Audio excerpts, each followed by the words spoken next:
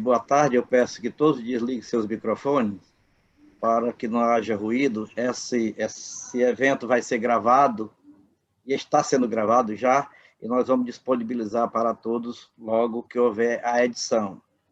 É o primeiro encontro que nós estamos realizando nessa nova gestão em reunião extraordinária. E na primeira reunião de diretoria, nós estabelecemos um calendário para o ano de 2021. A diretoria está toda presente nessa sala, e ficou estabelecido que os meses pares nós teríamos as reuniões ordinárias, na terceira quarta-feira, e nos meses ímpares, possivelmente, dependendo da necessidade, nós faríamos uma extraordinária também na terceira quarta-feira do mês.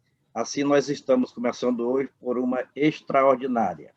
Nós trouxemos ao debate hoje o nosso código de relacionamento com o contribuinte, até porque nós passamos um bom tempo tratando só em cima do CONDECON. E o CONDECON é um órgão de interação entre o fisco e o contribuinte, é muito umbilicalmente ligado à Secretaria da Fazenda, razão porque ele é paritário, e a metade está dentro da Secretaria da Fazenda, e a metade, aliás, é um paritário meio, nem tão paritário, vamos pensar assim, nós temos 8 dentro da Secretaria da Fazenda, 1 na Procuradoria do Estado, 6 nas entidades representativas dos contribuintes e 3 autarquias federais representantes dos profissionais. Então, é uma paridade de consenso. Então, mas só que nós não vimos falando e levando ao conhecimento público as normas do nosso código, de tanta luta, tanta batalha para se conseguir esse código, e trabalhamos somente em cima do CONDECON. Então, esse evento tem como finalidade dar uma maior transparência ao nosso código, e para isso eu vou pedir permissão a vocês para apresentar um pequeno histórico e o que contém esse código através aqui de a tela que eu vou dividir com vocês agora.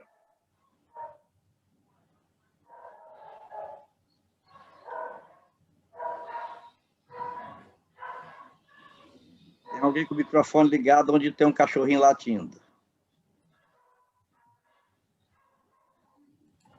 Então, vocês acredito que estejam vendo na tela o nosso convite que foi elaborado, o Código de Relacionamento com o Contribuinte do Estado do Ceará, palestrante José Damasceno Sampaio, advogado, consultor tributarista e presidente do CONDECON, debatedora Liana Machado, secretária executiva da Receita da Secretaria da Fazenda do Ceará, Cefaz-Ceará, e vice-presidente do CONDECON, debatedor Eliezer Pinheiro, contador, secretário do CONDECON, debatedora Camille Cruz, procuradora-geral executiva de consultoria e contencioso tributário do Estado do Ceará e membra efetiva do CONDECON.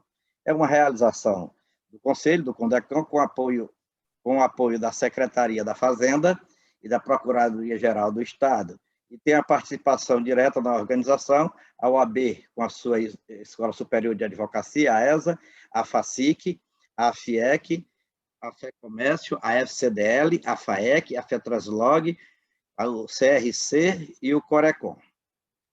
Deixa eu dizer alguma? Não, acho que foram citados todos.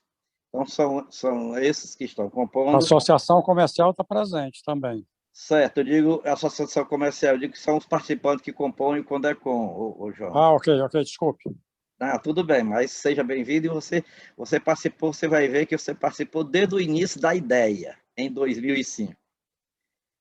Seja bem-vindo. Vamos lá. Então, nós vamos fazer aqui um pequeno esforço histórico para que nós possamos realmente sabermos a história do nosso código e do nosso CONDECON.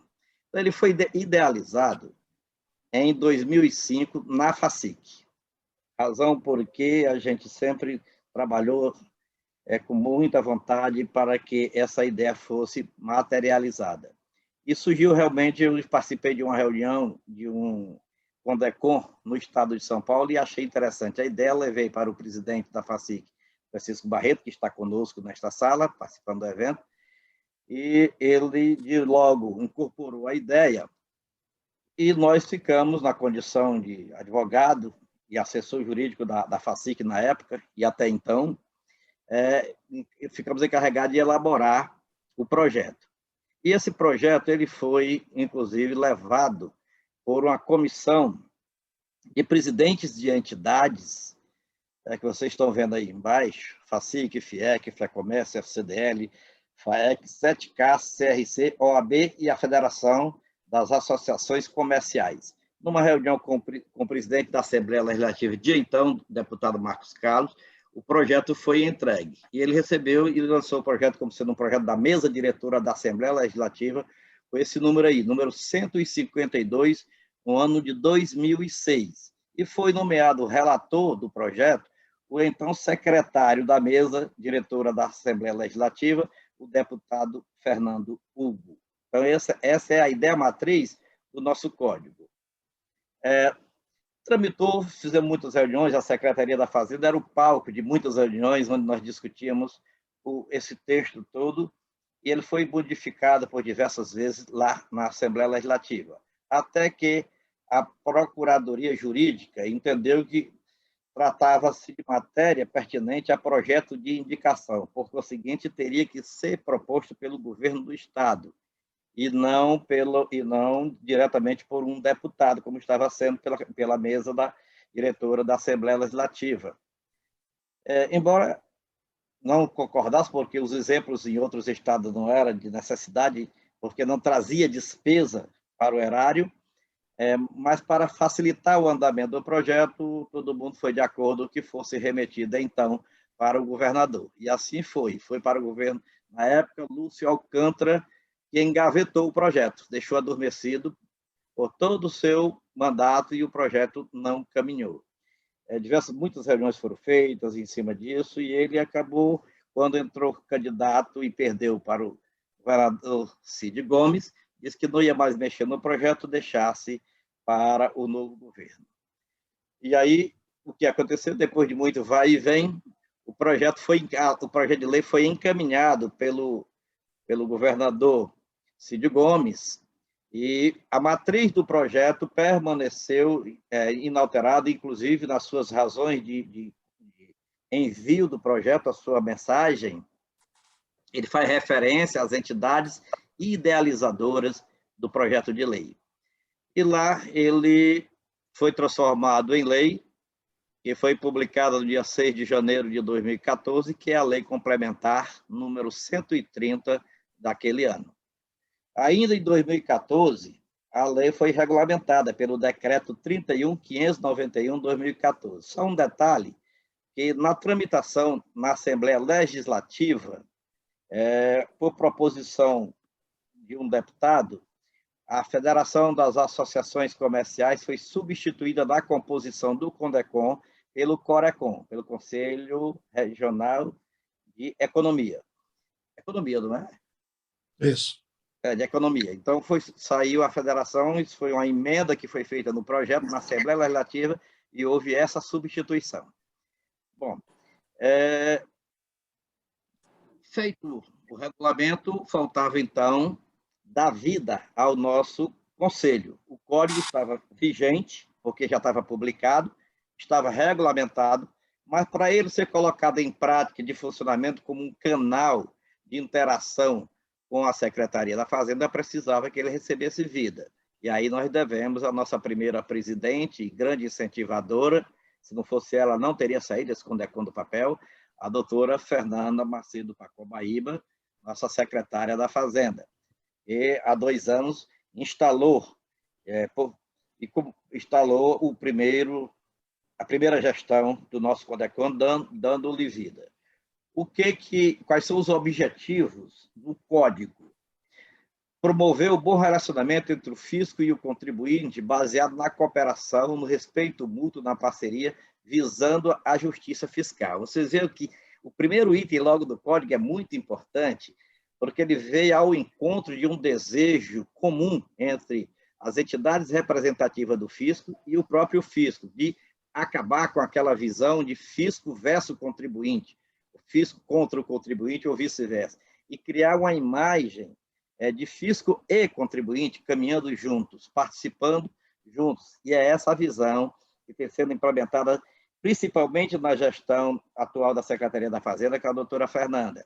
É um trabalho de coesão, um trabalho de busca e de aproximação constante. Tanto que nós podemos registrar que, desde que o CONDECOM começou a funcionar, que tudo que é encaminhado através do CONDECOM a pedido dos contribuintes, de pronto nós temos as respostas da Secretaria da Fazenda e do próprio CONAT, quando a matéria é pertinente ao CONAT. A doutora Marta, sua presidente, está também participando. 2, assegurar ao contribuinte, eu peço que desligue o microfone, por favor. Assegurar ao contribuinte uma relação jurídico-tributária que atenda aos princípios, aqueles princípios constitucionais. Eles foram devidamente preservados, que são legalidade, isonomia, capacidade contributiva, equidade, distribuição da carga tributária, generalidade, progressividade, a vedação ao confisco, aquelas multas aberrantes que vêm em cima do contribuinte, e bem como outros princípios explícitos e o importante, e implícito da Constituição Federal.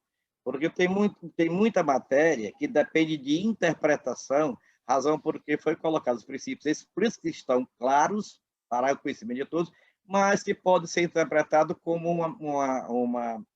uma norma que não está muito clara. Então, os implícitos também. Zelar pelo cumprimento do contraditório e a ampla defesa do direito do contribuinte no processo administrativo tributário. Isso principalmente junto ao CONAT, o direito de ampla defesa.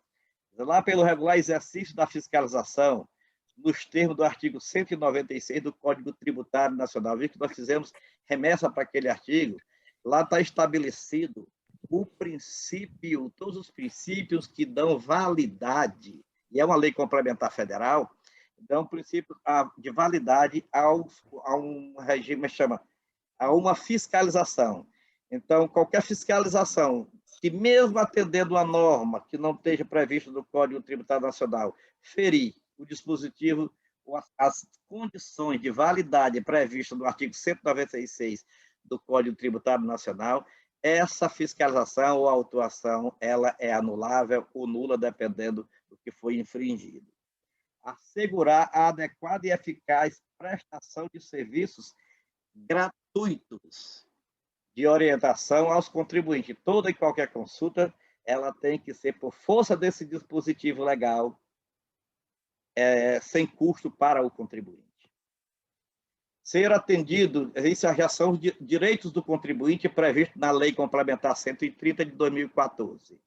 Ser atendido com respeito e urbanidade, de forma eficiente e eficaz, por servidor fazendário, administradores ou colaboradores, nos termos do artigo 78, do inciso 78 do artigo 5º da Constituição Federal. É uma norma constitucional que está prevista e sobrepõe-se a todas as demais normas. Exigir a identificação do servidor fazendário, por ocasião da execução de qualquer serviço que deva ser prestado pela Secretaria da Fazenda. Então, o servidor fazendário que vai iniciar uma fiscalização tem que antes se identificar como tal, com todos os documentos necessários para a validade da fiscalização, inclusive o ato que o nomeia para fiscalizar e o prazo e o que ele vai fiscalizar. Ter acesso a dados e informações pessoais ou econômicos fiscais que a seu respeito constem em qualquer banco de dados dos órgãos da administração tributária. Retificar, completar, esclarecer dados incorretos, incompletos ou desatualizados nos cadastros mantidos pela Secretaria da Fazenda, com os efeitos da espontaneidade. Por exemplo, se ele pede para ter acesso a alguns dados cadastrais que tem junto à Secretaria da Fazenda, e lá tem alguma coisa que possa levar lá a uma autuação, ele pode corrigir esses dados dentro dos efeitos da espontaneidade, ou seja, sem qualquer penalidade. Obviamente, ressalvada a hipótese de encontrar sob ação fiscal, porque uma vez que já começou a ação fiscal, o Instituto da Espontaneidade, previsto no artigo 138 do Código Tributário Nacional, já estaria perdido pelo contribuinte. Porém, vamos ver mais na frente que ele pode recuperar esse direito. Obter certidão sobre atos, decisões ou pareceres constantes de registro ou autos de procedimento de interesse próprio em poder da administração tributária. Então, obter certidão sobre isso aí. Solicitar a exibição pelo agente do fisco do ato designatório autorizativo de ações fiscais, ressalvado o caso de ação fiscal no trânsito de mercadoria, caso em que poderá obter a identificação do servidor fazendário. Vamos explicar isso aí.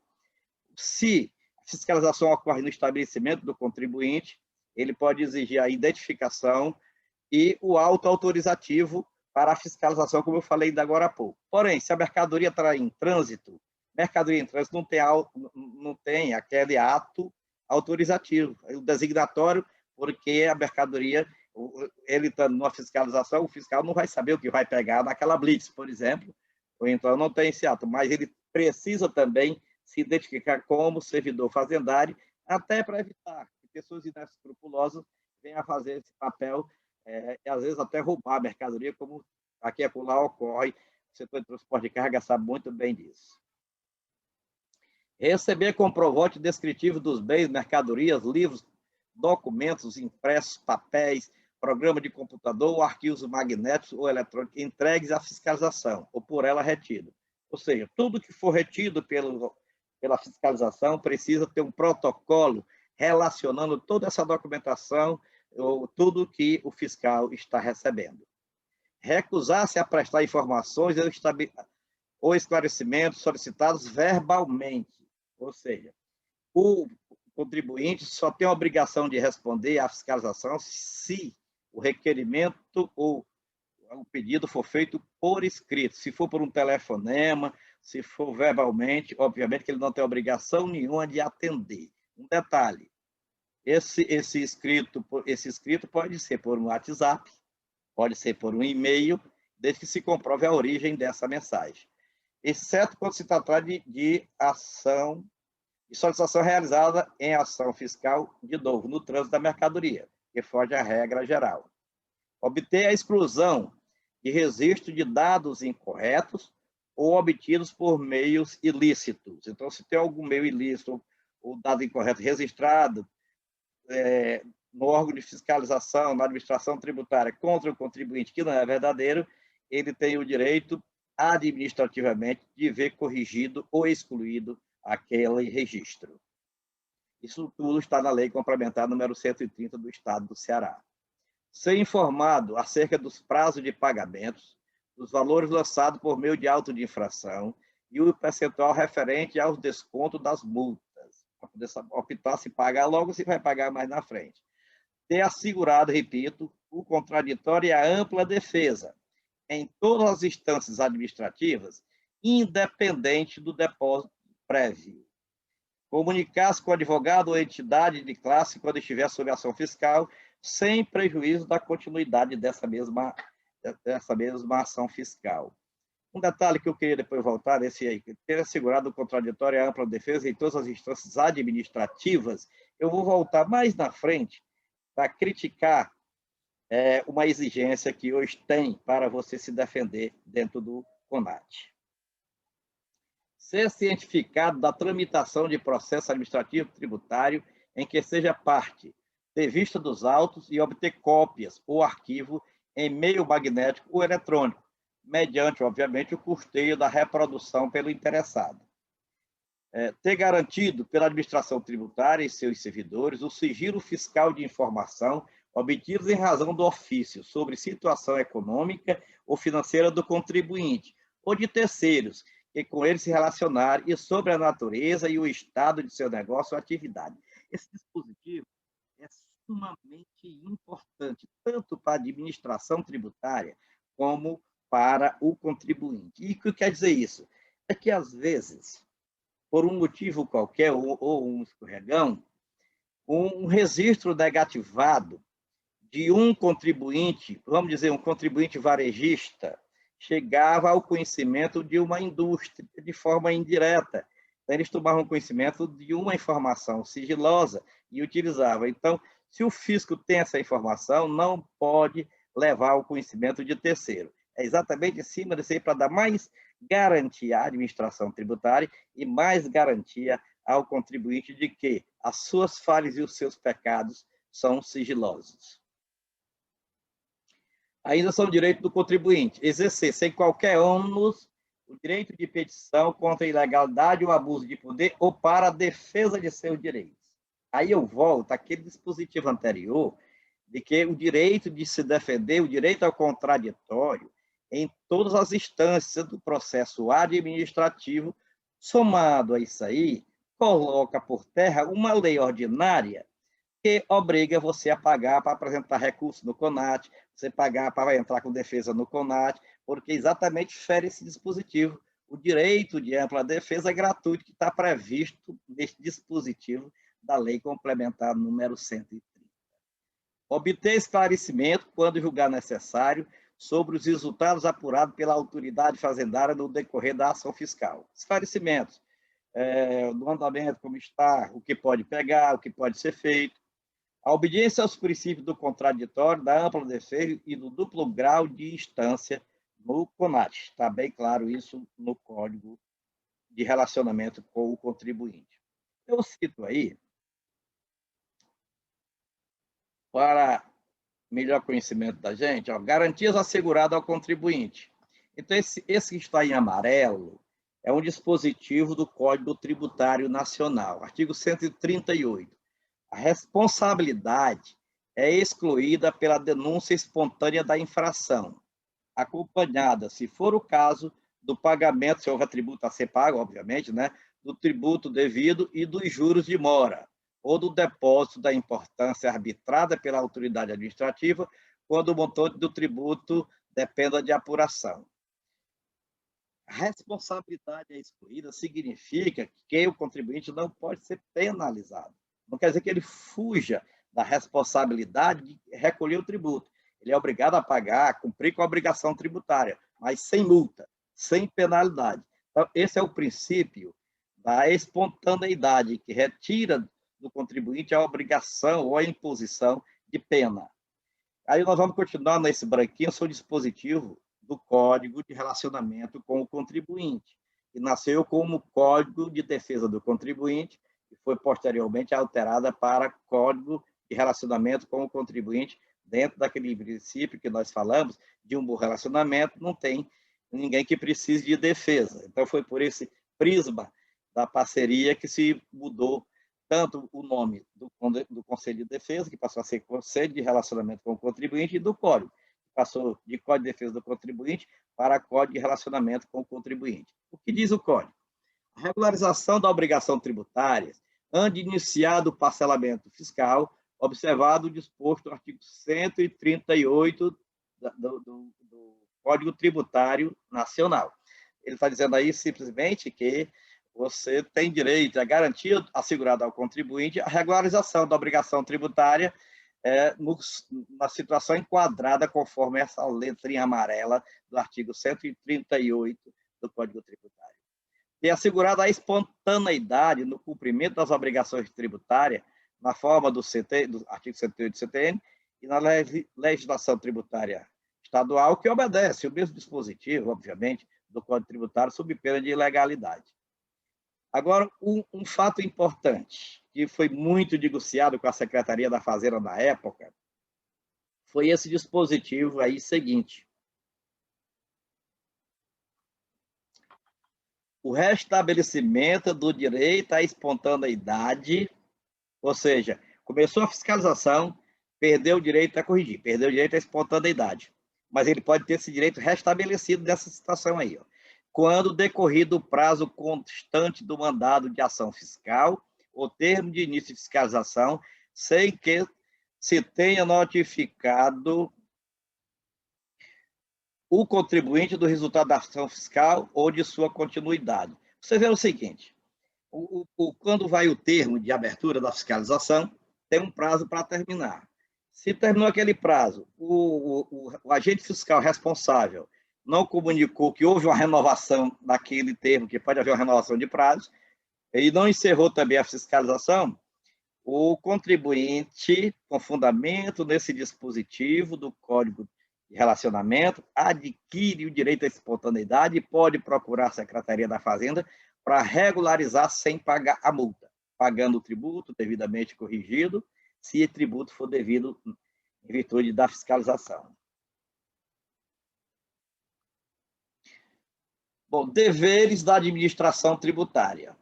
Esses deveres eles são constitucionais e a lei repetiu. A lei repetiu só para deixar mais claro. Atuar em obediência aos princípios da legalidade, ou seja, só pode exigir algum tributo ou alguma obrigação acessória se houver uma lei prévia que estabeleça essa obrigação. O princípio da impessoalidade, é como diz, processo não tem capa, só tem miolo, então não interessa quem está lá dentro.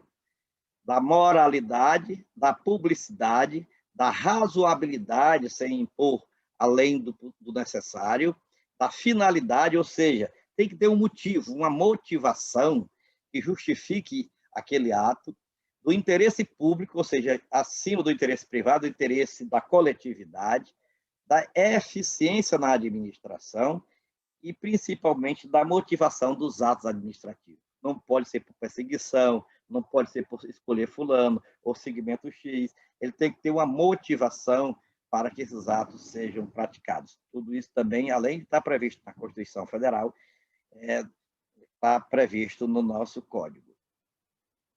Dever da administração tributária.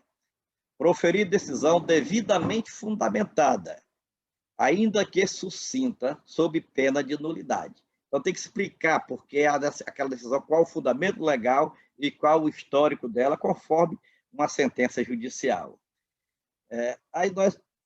Como colocar esse código em prática? Aí surgiu, obviamente, a ideia de um conselho.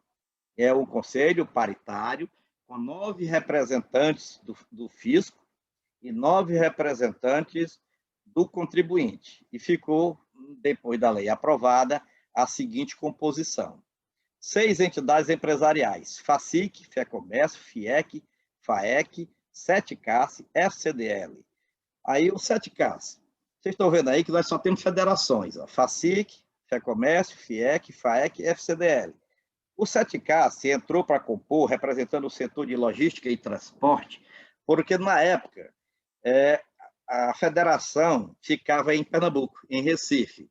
Agora, recentemente, com a fundação no Ceará da FETRANSLOG Nordeste, representando os estados da Paraíba, Rio Grande do Norte, Ceará, Piauí e Maranhão, com sede em Fortaleza, aqui na BR-116, e nós estamos com 2 representantes aqui na mesa hoje, na nossa sala, que é o doutor Marcos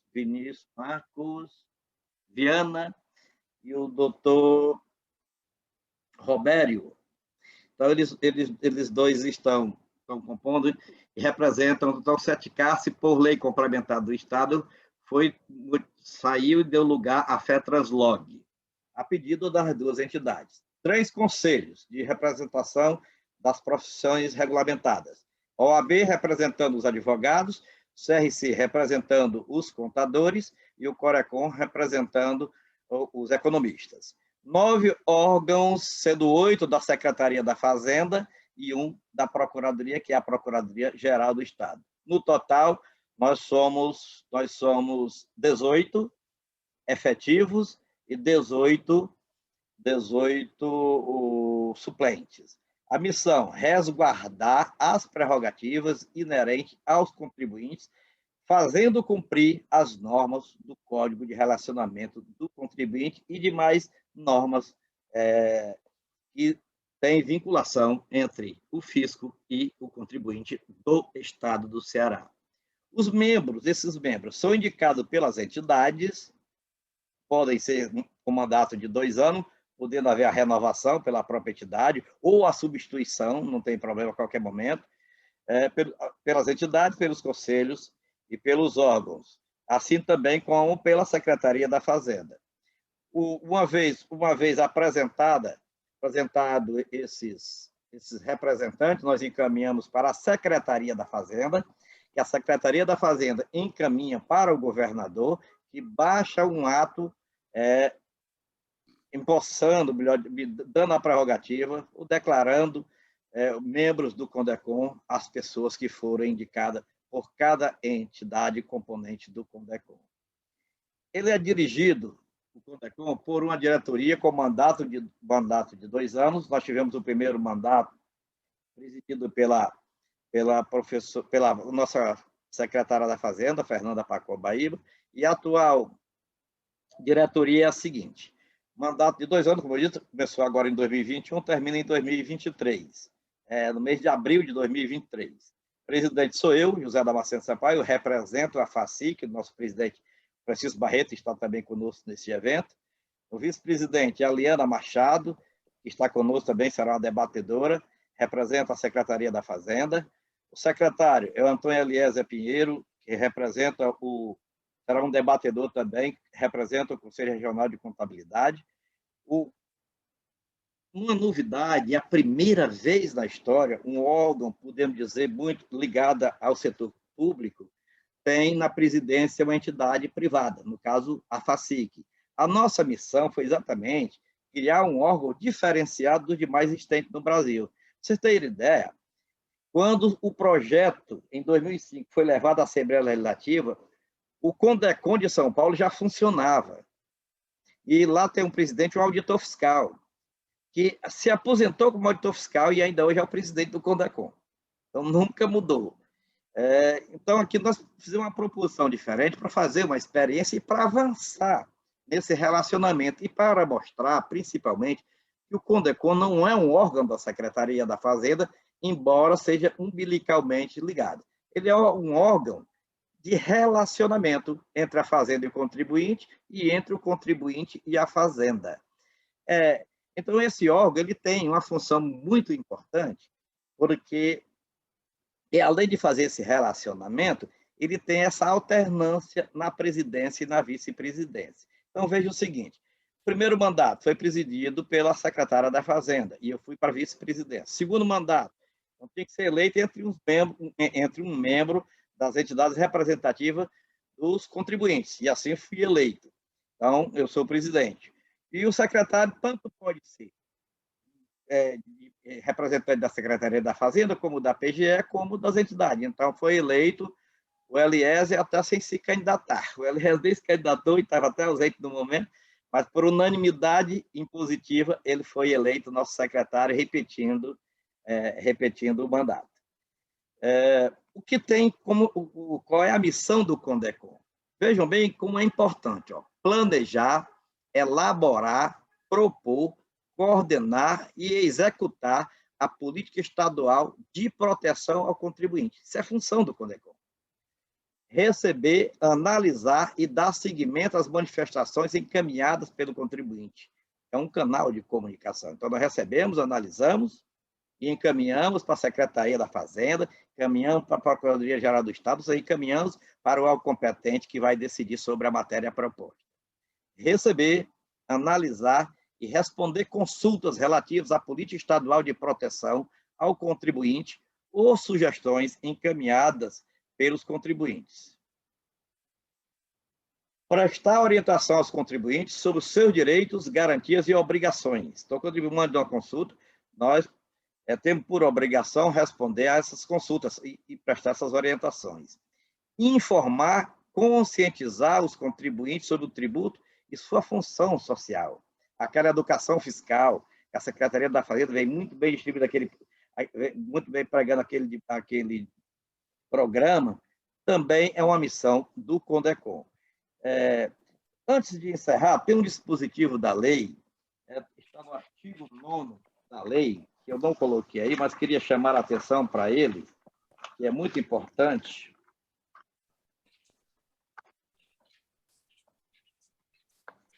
Artigo 9º. A administração tributária atuará em obediência aos princípios que eu mencionei, da legalidade, etc., etc., etc. Né? Esse é o artigo 8º. O artigo 9º.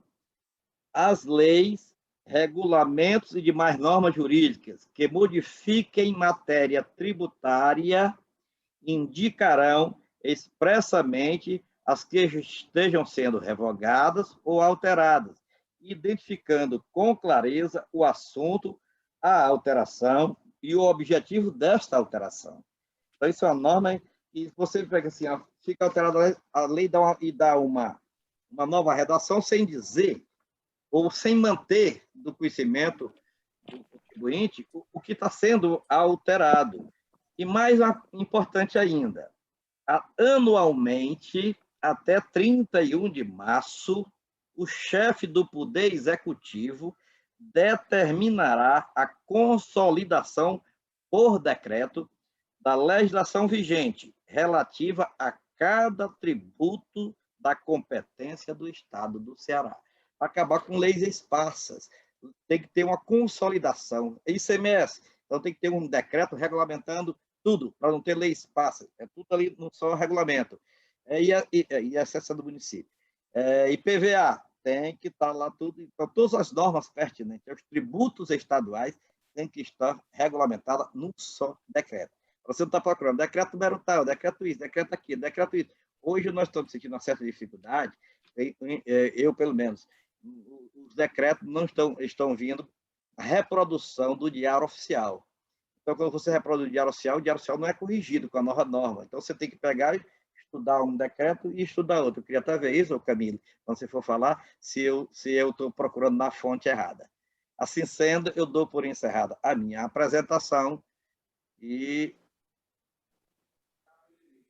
abrimos os debates, iniciando pela doutora Liana Machado. Só um pouquinho, Liana.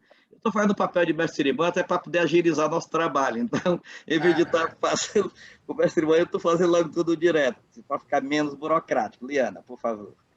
Com certeza. E obrigada por essa ajuda como mestre de cerimônia, além da... E parabenizar, sabe, presidente, pelo esclarecimento, por trazer esse tema hoje. Eu acho que foi muito feliz da gente poder revisitar essa lei, né? E uma saudação a cada um dos presentes, a cada um dos colegas aqui presentes, fazendários, colegas das entidades. Pode botar D pontos também, tanto faz. Então, a gente... interessante que, de certa forma, eu acompanhei quando você trouxe o esboço histórico, né, de 2005, né? Isso. Eu acompanhei um pouco esse momento inicial da feitura, né, do projeto de lei, da aprovação na Assembleia e tudo, e realmente, quer dizer, de certa forma, vivi esse momento quando, a partir dessa visão da secretária Fernanda, ela realmente trouxe o CONDECOM nessa perspectiva de concretude, né, realmente de instaurar, foi, acima de tudo, um ato de muita coragem, inovação, visão de futuro, né? Então, acho que a gente só tem a ganhar. E eu acho que o interessante, quando você começou a apresentar, presidente, com relação à questão, eu acho que a gente teve uma atualização até semântica, né? Com relação porque a gente começou como Código de Defesa do Contribuinte e, de certa forma, a gente chega num ponto em que a gente sente necessidade de Código de Relacionamento. Então, a gente, de certa forma, todo esse processo que se iniciava em 2005, ele, de certa forma, trouxe experiência para ambos os lados, no sentido da gente até mitigar os efeitos com relação a essa dicotomia fisco-contribuinte, né? Então, achei muito interessante essa questão. Eu ressaltaria aqui alguns pontos com relação à lei, que eles estão bem em consonância com os nossos projetos estratégicos, né? Os projetos estratégicos que a secretária Fernanda, atualmente nós temos 10 projetos estratégicos. Quando eu boto no celular. E eles vão bem assim, nessa perspectiva do que traz a legislação. Eu iniciaria pela questão do atendimento. O atendimento está aqui no artigo 4º, inciso 2, que fala nessa questão do atendimento. Então, com relação a isso, na Secretaria da Fazenda, atualmente, estamos licitando um projeto de atendimento, e esse atendimento ele passa por uma perspectiva de uma ferramenta omnichannel, que a gente vai poder, de certa forma, se adaptar aos novos tempos, né? O tempo de pandemia era um tempo que realmente ninguém nesse planeta esperava viver, mas que a gente realmente teve que repensar tudo, toda forma de interagir, né? E por coincidência, ou quem sabe uma visão de futuro. A gente já estava com esse projeto de atendimento já em fase de elaboração de termo de referência e tudo. E esse termo, essa é uma grande ferramenta que a gente já está para licitar, e ela realmente traz essa perspectiva de um atendimento de uma forma interativa do contribuinte, quer dizer, ele vai poder interagir em vários canais de atendimento, ele começa numa interação com digital, a partir daí a gente espera trabalhar com inteligência artificial para trazer as principais dúvidas do contribuinte que a gente possa realmente demandar e responder ao contribuinte. Aí vai também, de certa forma, ele traz à baila a questão que foi colocada aí dos princípios, né, da administração tributária, a questão da eficiência. Eu acho que é bem interessante. Outro ponto que também no último momento da fala do presidente Damasceno, ele trouxe a questão da atualização da legislação tributária, que também é outro projeto que nós estamos trabalhando, que o primeiro livro a gente já foi no final do ano passado, 2019, e entrou em, né, a vigência começou em janeiro, fevereiro. Então, a gente, de certa forma, a gente está nessa perspectiva de atualização da legislação. Brevemente, nós vamos sair com o livro 4, que é exatamente o livro que trata da ação fiscal, que trata de todo esse relacionamento do fisco com o contribuinte no que diz respeito às ações fiscais, né? Então, é um ponto assim que eu acho que de grande importância essa questão da atualização. E também o presidente Damasceno colocou a questão evitar a questão de leis esparsas, né? Porque fica o contribuinte numa situação muito difícil de localizar a própria legislação para se guiar. Então, uma das providências que a gente tem tomado é que toda alteração a gente procure fazer no regulamento, para que seja um local só que o contribuinte ele possa realmente encontrar a legislação de forma centralizada. Então, todas as alterações que nós estamos fazendo, até mesmo nesse livro que já foi publicado, que é esse livro da parte geral, todas as alterações a gente tem procurado fazer lá para evitar esse pipocar de leis, de decreto, que o contribuinte acaba por criar uma série de dificuldades, uma série de óbices do contribuinte até no cumprimento de sua obrigação tributária. Também eu gostaria, interessante a questão do bom relacionamento, né? Acima de tudo, o Código de Relacionamento do Contribuinte trata desse bom relacionamento. E aqui eu enfatizo duas iniciativas da Cefaz, que é a Cefaz Parceira, que é um grande programa no qual a gente tem procurado inserir uma série de iniciativas, dentre ele o nosso programa de conformidade tributária, que é o nosso contribuinte Pai d'Égua, que é um programa de conformidade para incentivar, para fortalecer esse cumprimento espontâneo da obrigação tributária.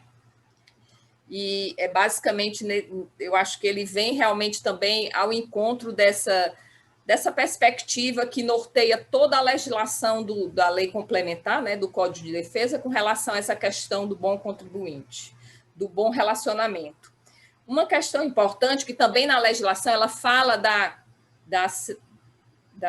educação fiscal, né? Essa educação fiscal no sentido de fortalecer e formar a cidadania fiscal. Eu aproveito aqui para colocar que a gente vai viver agora a Semana da Educação Fiscal, que vai ser do dia 24 a dia 28/5, com vários momentos, vão ter várias lives que a gente chamou doutrinadores, com a participação da secretária Fernanda, com a participação de procuradores.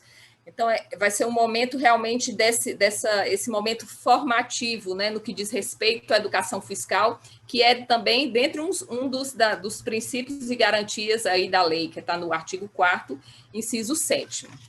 Um outro ponto que eu observei, que eu acho que de 2005 para cá a gente também teve algumas evoluções no sentido que a legislação traz alguma coisa no sentido de receber comprovante descritivo.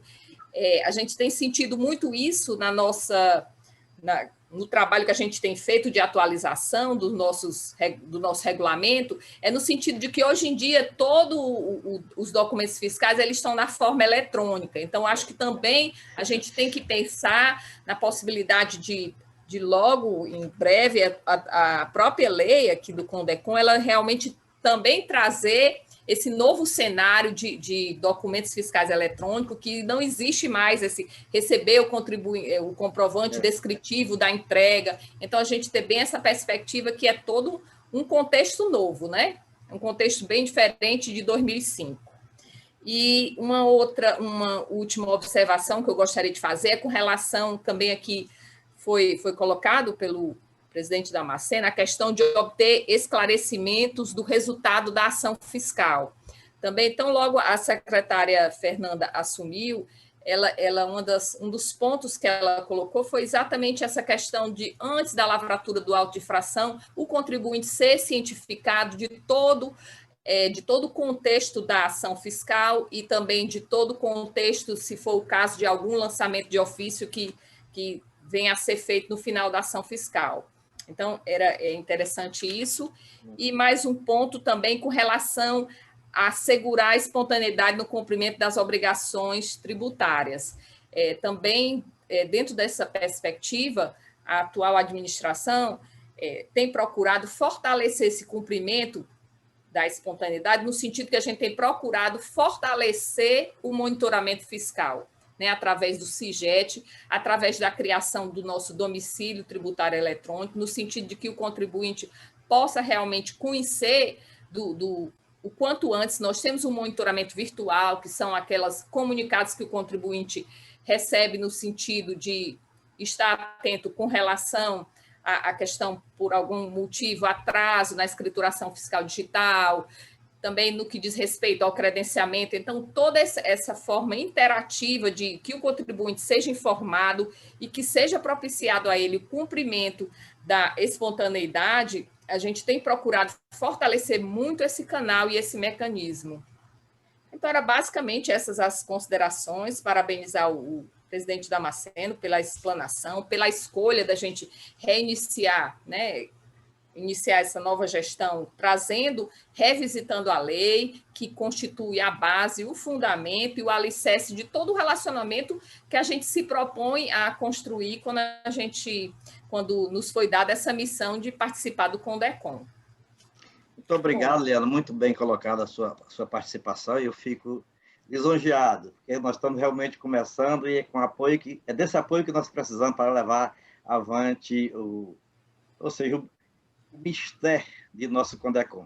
Agora eu passo a palavra para a doutora Camille Cruz, debatedora, representando a Procuradoria-Geral do Estado. Bem, boa tarde a todos. Vocês viram que eu só escolhi gente bonita, né?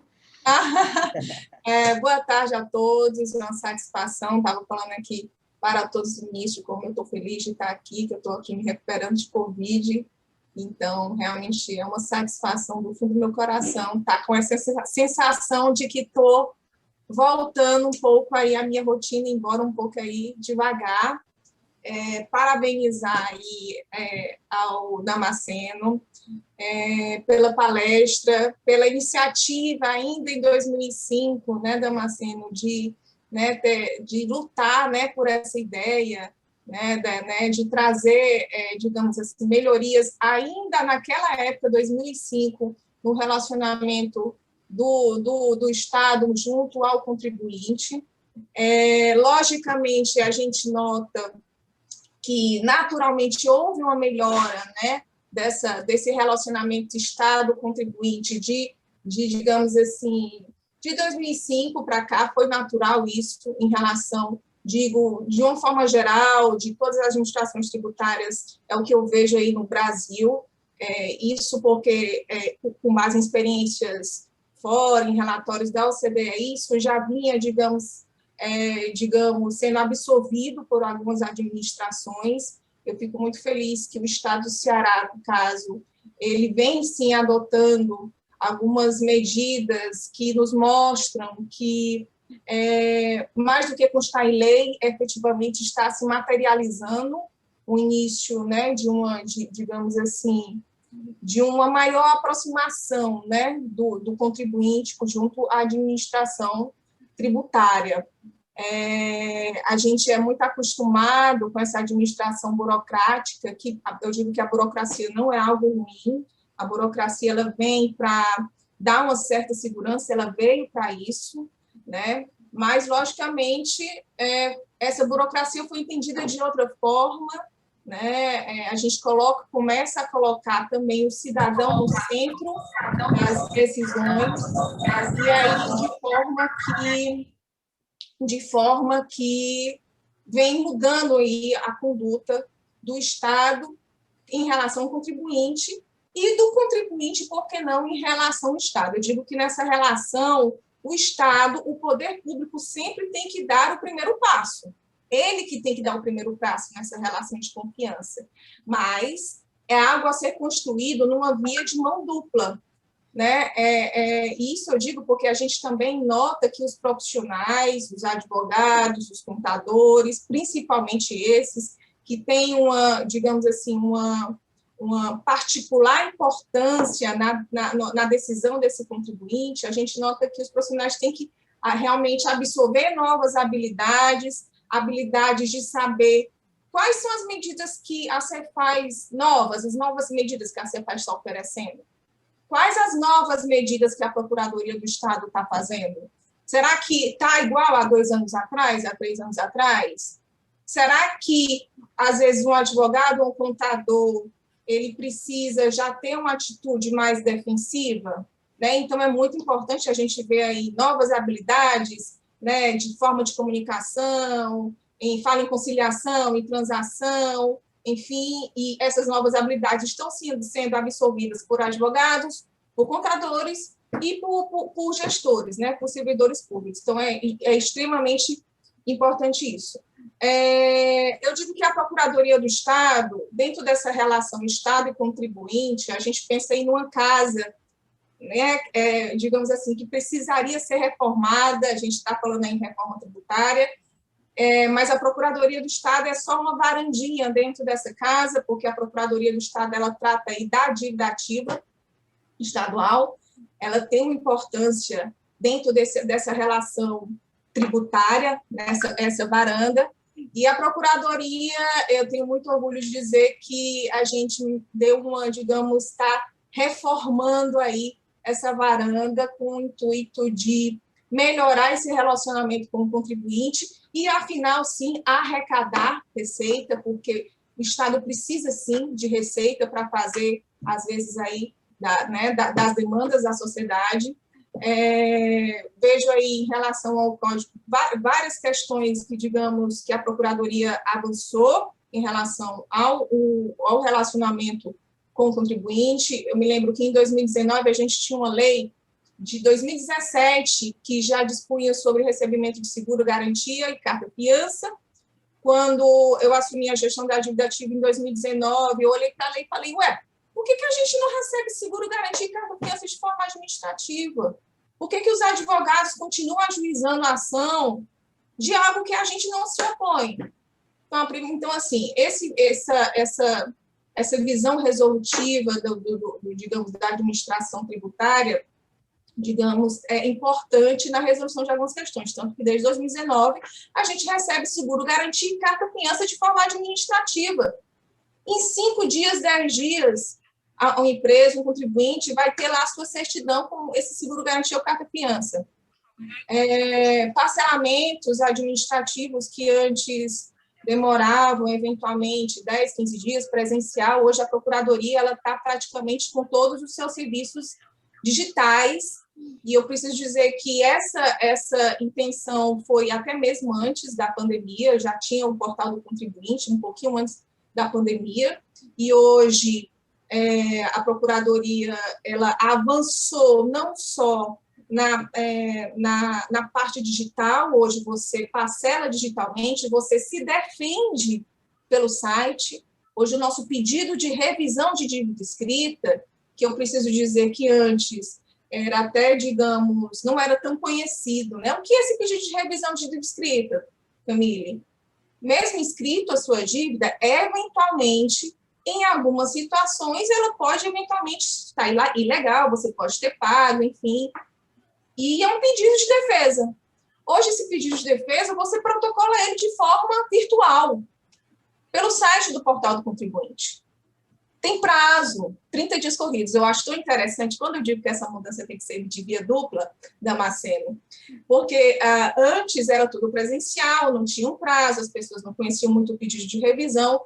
Hoje a gente tem um prazo, a gente precisa dar um prazo porque são muitas demandas. Então, por exemplo, o pedido de revisão são 30 dias corridos, mas ainda tem gente que acha ruim, porque está demorando, gente, calma.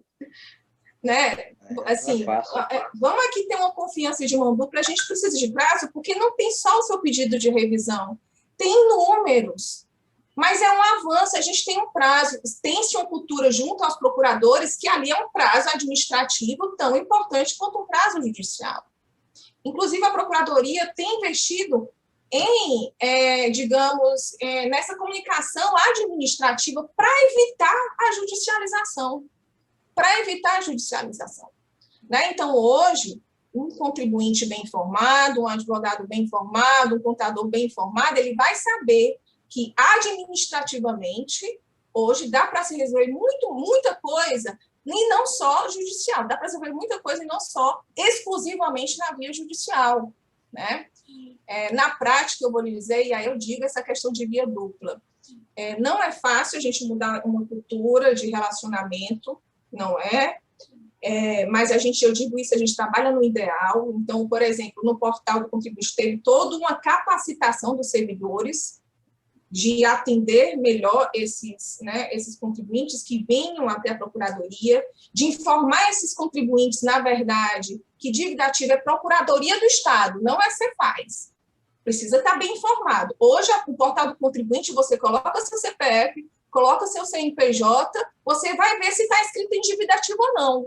Se você sabe se está escrito em dívida ativa ou não, esqueça, você faz.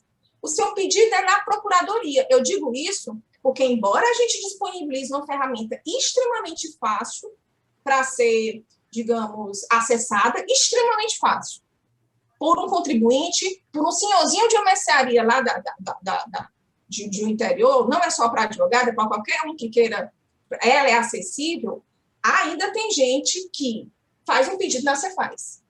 Eu falei, gente, mas é só olhar se você está inscrito em dívida ativa, né? Logicamente que a Procuradoria está investindo em melhor comunicação para ter uma maior gamificação dessas medidas, mas como é bom estar aqui no Condecom para cada vez mais informar. A informação é importante, exatamente, esse esclarecimento é importante, porque a gente está investindo em medidas, mas às vezes alguns contribuintes ainda ficam em dúvida, ou assim, a gente fala do Portal do Contribuinte, mas não acessam, né? A gente capacitou vários contribuintes, vários servidores para responder cada questão administrativa, o esclarecimento de processo judicial tem um prazo.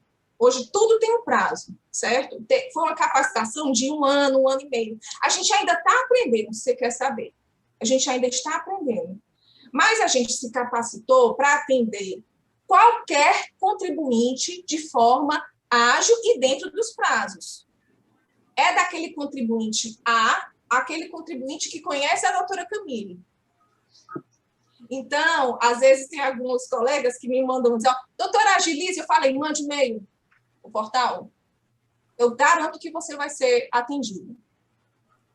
Porque a ideia é atender a todos de forma ágil. A todos.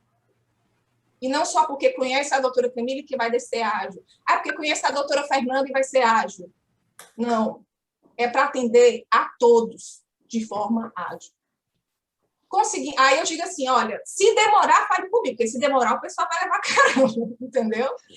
É nesse processo que a gente está em construção. A gente está em construção, não está perfeito, nem vai chegar à perfeição.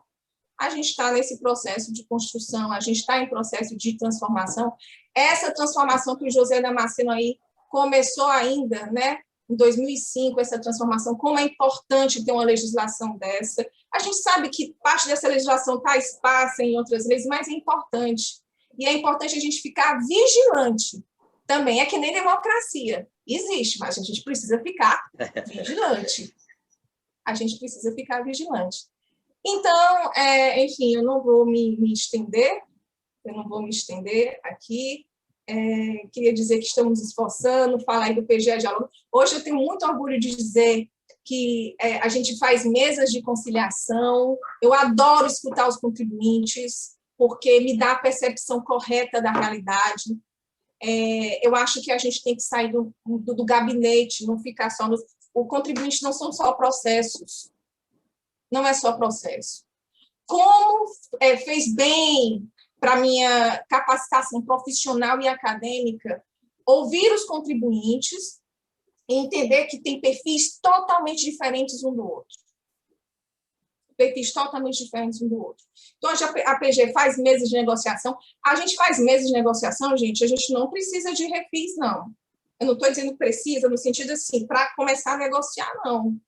Porque eu lhe digo que a gente conversando com condutas resolutivas dos advogados, da parte, dessa capacitação de comunicação, sim, existem soluções que podem ser boas para ambas as partes e que não necessariamente envolvam refis. E se existir um refis no futuro, eu digo isso porque eu sei que muita gente adora refis, é a primeira coisa que me pergunta. Ok, vocês entram depois, mas vocês vão esperar, a atividade econômica de vocês precisam de adoção de providências urgentes, né?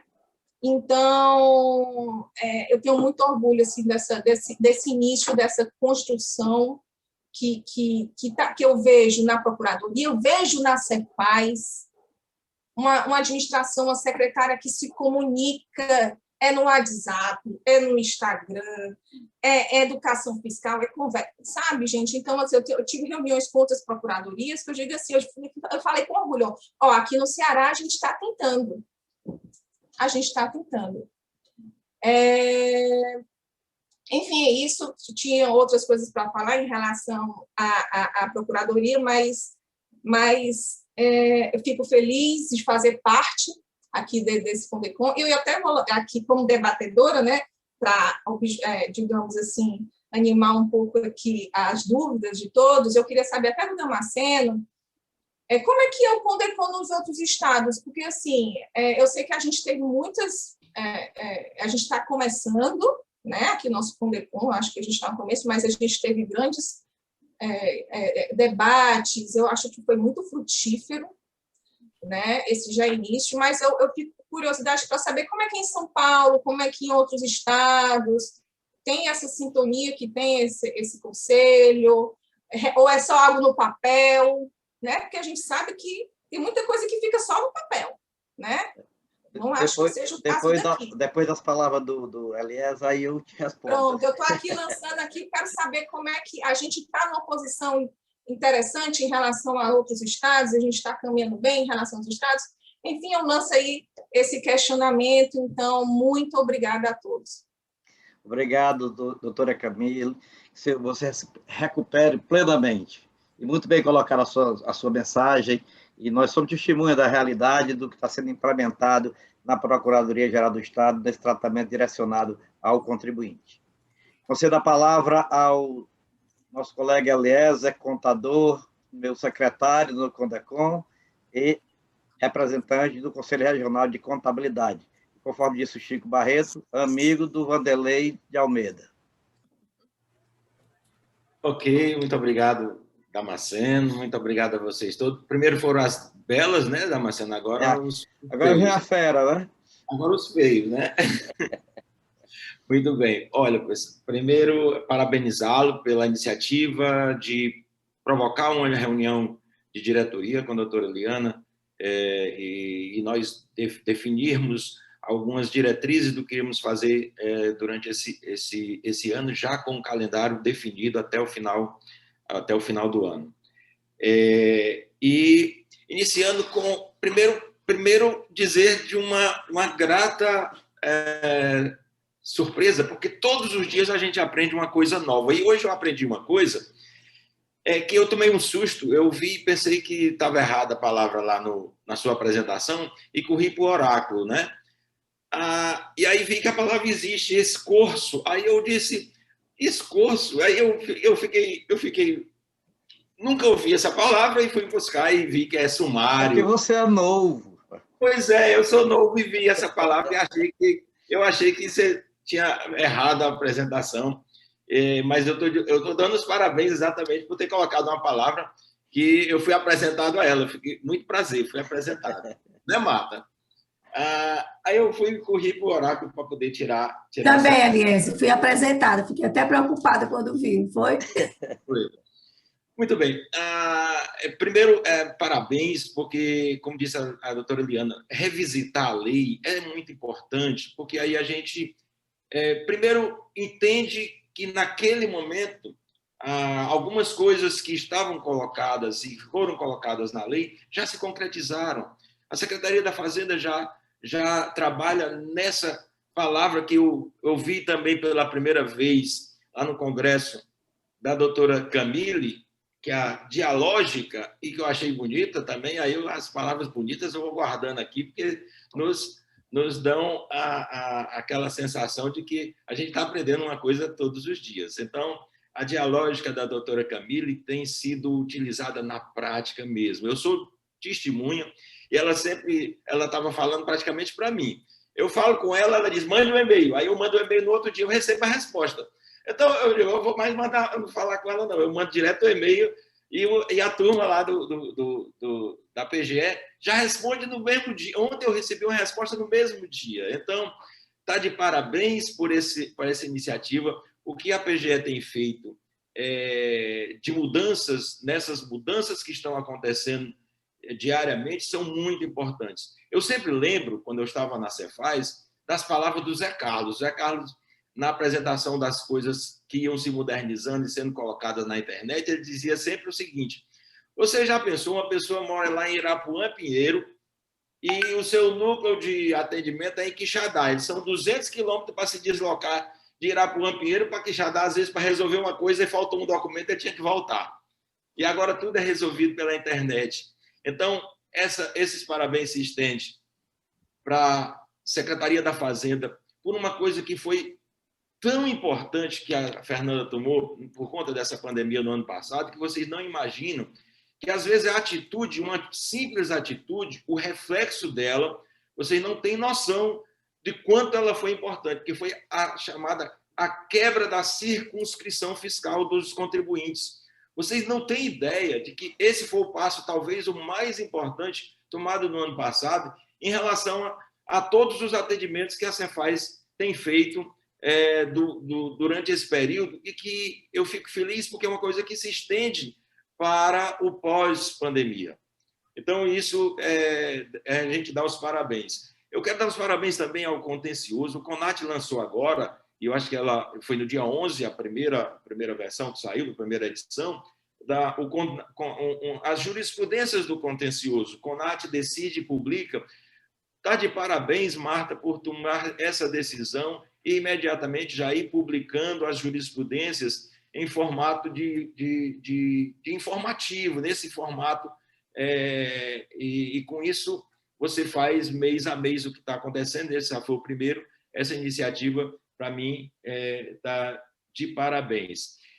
E uma das coisas que aconteceu nas 12 edições, das 12 reuniões que nós participamos e que eu gostaria de ressaltar, eu participei de todas, procurei não faltar nenhuma, sempre cheguei a tempo, e na hora, uma só que eu cheguei atrasado, foi quando eu fui eleito, foi na 13ª, eu fui eleito, quando eu cheguei já tinha sido eleito, nem sabia. Mas as 12 reuniões aconteceram coisas que foram maravilhosas e que a gente tem que ressaltar, Liana, e agradecer. É esse diálogo que aí eu falo enquanto representante de classe, representante do CRC, que eu represento o CRC e mais 5 entidades dos contadores, que nós fazemos de forma congraçada, todos nós.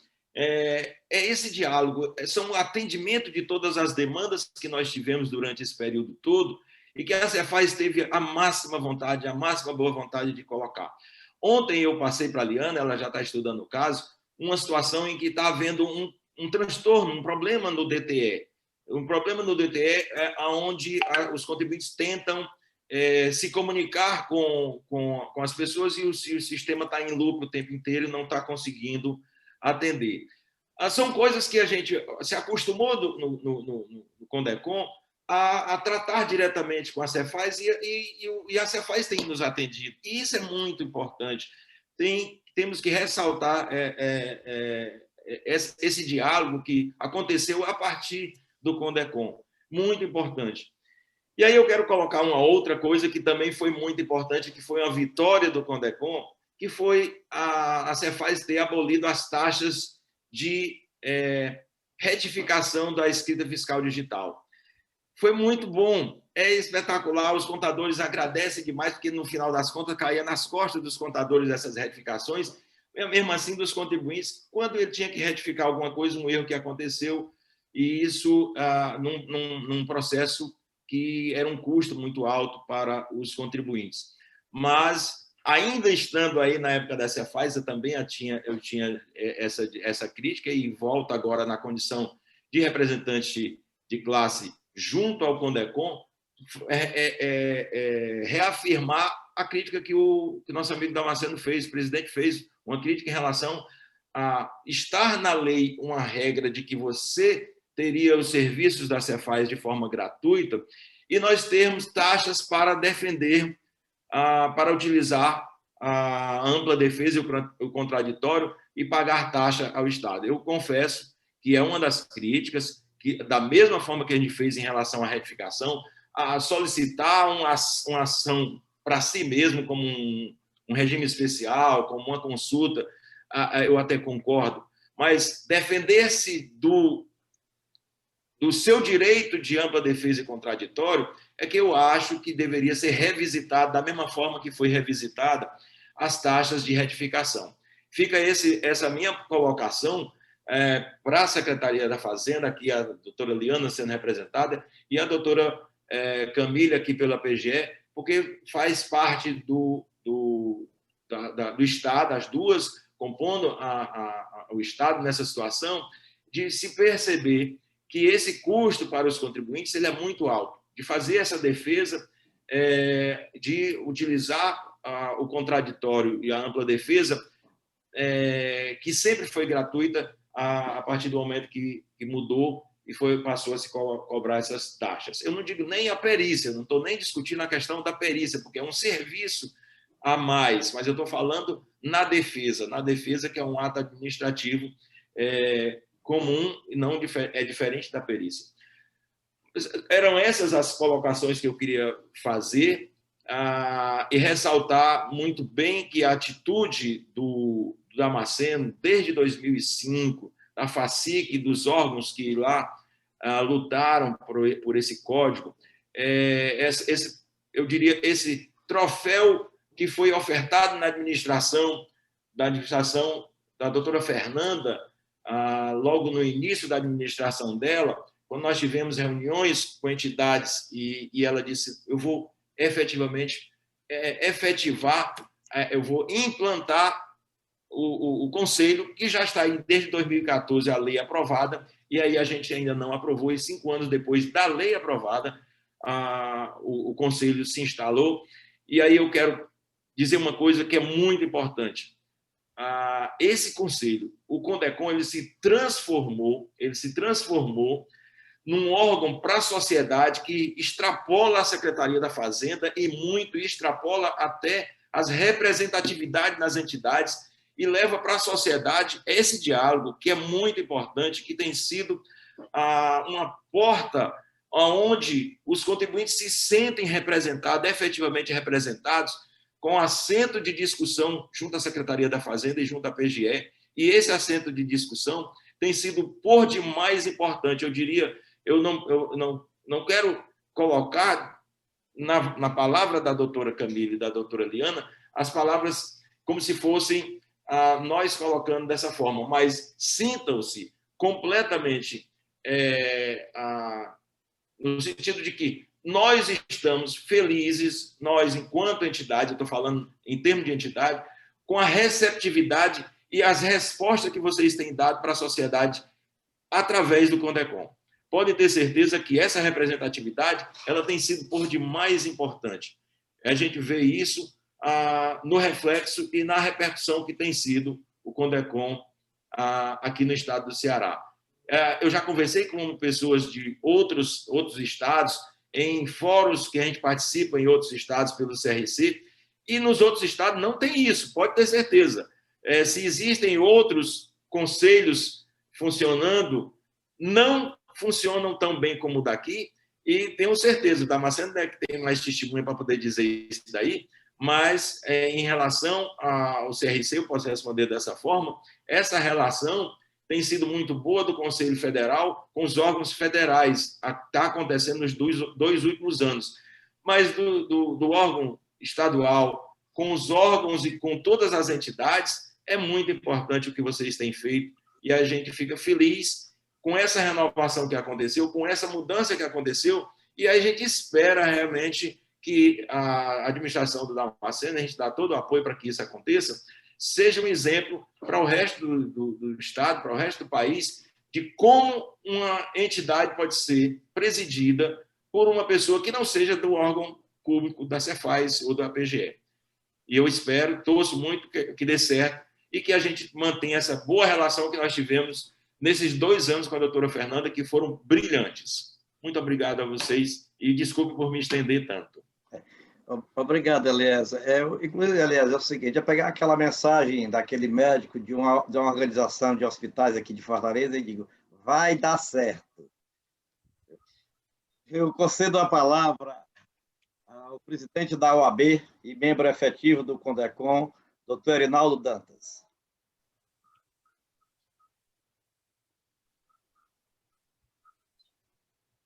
Está desligado, Erinaldo. Ouviu, Erinaldo?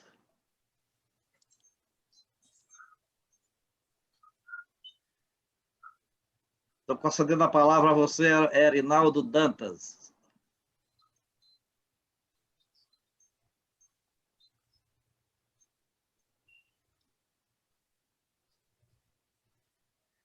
Está sem som.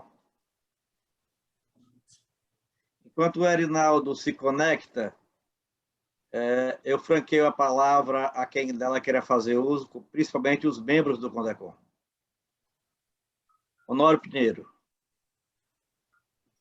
Muito boa tarde, presidente e demais. Serei breve. Primeiro, parabenizar o Damasceno pela iniciativa do tema. Eu acho que nada mais oportuno, enquanto a doutora Eliana falou da semântica que nós estamos tendo com todo esse momento, com a própria mudança do nome, enfim, entendo que nós estamos um pouco na frente de alguns estados. Tive a oportunidade de fazer um trabalho nos estados e temos certeza de que nós estamos um pouco na frente. Nada mais do que nos distanciarmos do vigor, da ousadia da doutora Fernanda, enquanto secretária da Fazenda, abraçando esta causa com as demais, porque foram só 16 anos do sonho até aqui. Mas é um sonho que se sonhou junto e é um sonho que valeu a pena. É importante ressaltar que nós temos tido, assim, eu não sei se é a sorte ou dessa sincronia com a Procuradoria também, através da doutora Camille, que, assim como outras mulheres, negam sorrindo, negam agradando. Então, ela que procura ser bem coerente com os princípios e diz assim, passa o e-mail que eu lhe respondo. Isso é muito importante, tem dado um diferencial muito grande para nós. O Ceará tem cerca de 75% da sua economia de comércio e serviço. Portanto, os microempresários, as pequenas empresas definem muito fortemente a economia do nosso estado. Por isso, eu quero fazer coro aqui observação que tão bem o Eliezer fez na possibilidade de se estudar a liberação dessas taxas para se exercer a legítima defesa. Portanto, eu acho isso meio que contra a cabeça, mas espero que em breve nós possamos resolver essa coisa. Nós temos hoje a oportunidade, certamente, de ter um relacionamento que serve já de exemplo. E eu não tenho dúvidas que, com tudo isso que está sendo feito, publicação por parte do CONAT, o Damasceno, que eu vejo em você, Damasceno, o merecedor de estar aí, pelo que você trabalhou, pela sua dimensão ética e por tudo que você fez. Eu também trabalhei bastante, inclusive mais recentemente, para ver se ele era assinado pelo governador, e foi. Enfim, nós só temos que dizer que eu sou varejista há 30 anos e tenho a certeza das grandes melhorias, porque as pessoas melhoram. E deixar uma sugestão aqui para encerrar, que nós precisaríamos trabalhar melhor a comunicação. Eu acho que deveríamos criar uma pequena aba aí de comunicação para as atualizações nos canais digitais do Código de Relacionamento, bem como a divulgação nas entidades. No que pese o engajamento do CRC, mas nós ainda temos muitos profissionais da área do direito, da contabilidade, da economia, que não conhecem nem pouco do que nós estamos fazendo.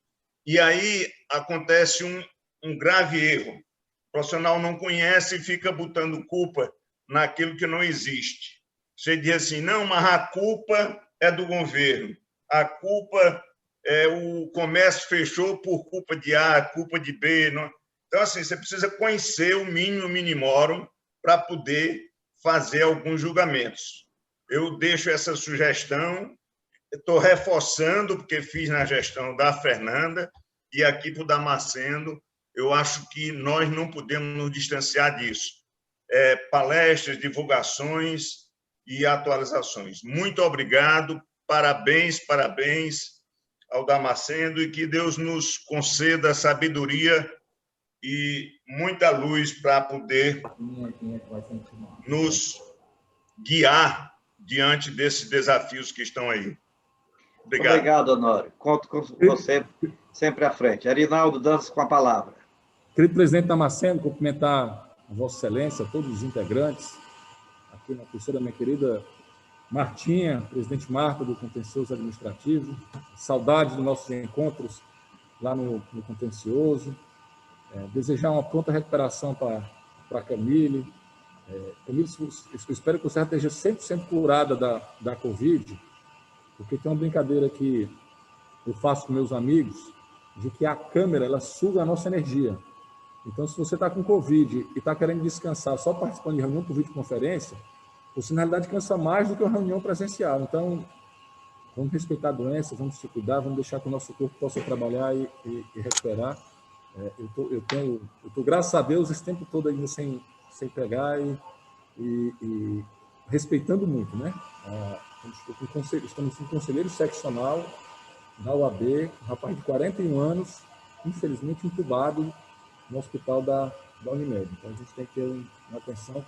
Não brinque com a doença, não. Se você já estiver curada, desliga a câmera, sai da reunião e vá descansar, mas quero também lhe parabenizar pela bela manifestação.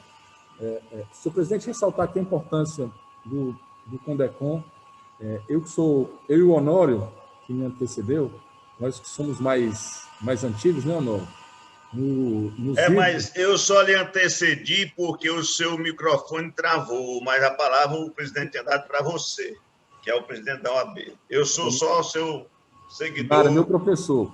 E aí, nos idos de 2002, quase 20 anos atrás, o Estado fez um programa em parceria com o governo canadense, que era o Projeto Brasil-Canadá.